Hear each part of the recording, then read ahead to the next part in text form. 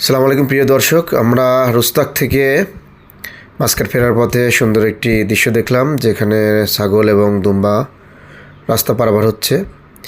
তো ওমানিরা এসব পশু পাখিকে খুবই মূল্যায়ন করে। তারা যখন দেখে কোনো পশু পাখি রাস্তা পার হচ্ছে, তারা গাড়ি থামিয়ে দেয়।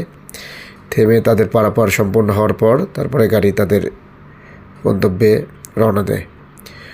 তো দেখলেন অনেকগুলো ছাগল এবং দুম্বা রাস্তা পারাপার হচ্ছে এবং তারা হ্যাজার্ড লাইট, বিপজ্জনক লাইট, যেটা সতর্ক করছে সবাইকে যে এখানে কিছু একটা যাচ্ছে আর কি।